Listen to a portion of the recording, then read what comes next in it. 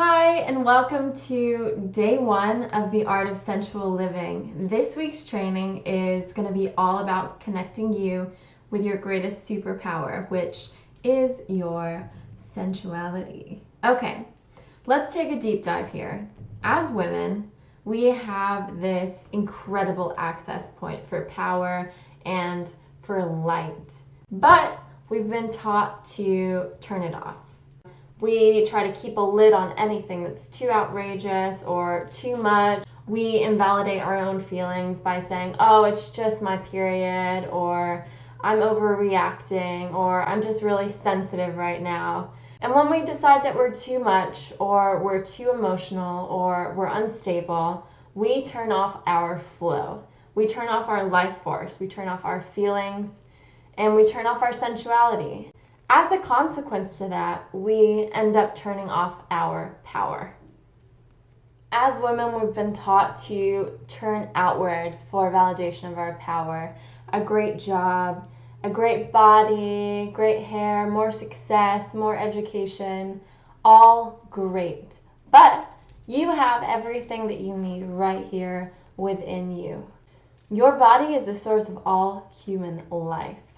And your pussy is your connection to your life force, to your confidence, and to your power. When you are turned on, you are turning on your life force and you're turning on your sacred power. It's through your body, reconnecting with your sensuality, getting right with your pussy.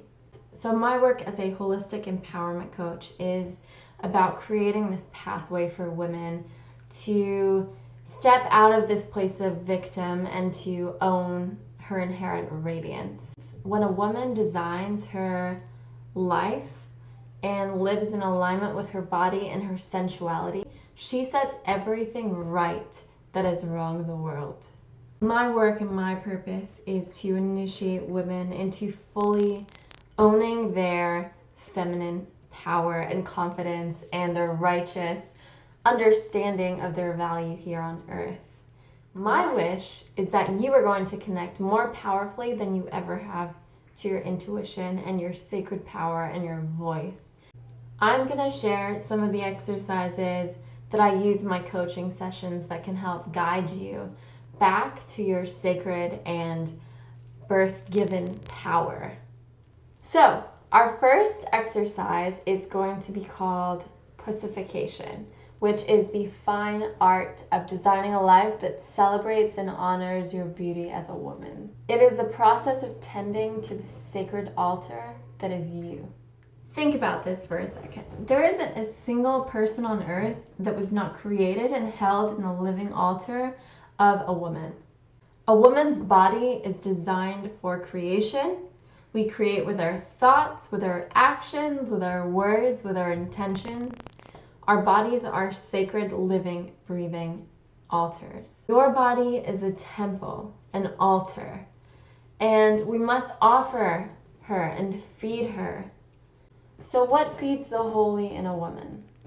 Divine pleasure in all of its forms. Serving the 5 senses with delight and beauty. Enlivening your senses with warm baths and dark chocolate, dressing with care, and creating space for your soul to feel nourished. Chica, the more you bow down before your own altar, the more glorious and powerful and radiant you are going to feel. Okay, look, it is a sacred responsibility to look and to feel beautiful and shine your magnificent glow in the world. Why? Because if we don't, we cannot connect with our life force. If we can't connect to our life force, we can't own our power. And if we're not owning our power, someone else is. Your parents, your partner, your boss, your society. The end result here is blame. It's a victim. Victim is the cultural norm for women. It is how we are raised to feel. But it's not true. We are the source of our own power. Powerful is exactly who we are and who we're born to be. And when we turn ourselves on and we plug into pleasure, we leave that old victim story behind in the past where it should be. Sacred self-care, pussification, treating your body as a divine and exquisite altar, feeding her a delicious diet of pleasure, offering her care and attention. After all, you don't want your temple to be run down and messy, do you? So here is your homework assignment, goddess. Ask yourself, how can you bring more pleasure into your life today? How can you celebrate and reclaim your womanhood? Some rituals that my clients love are cleaning your space so walking home feels nurturing, craft projects, eat slowly with gratitude and intention. It could be wearing lingerie under your work clothes, setting daily intentions before you leave your house, filling your home with smells that you enjoy, dancing in the morning, naked, slathering on a ton of coconut oil after a shower. Use these ideas to inspire your own life's pacification.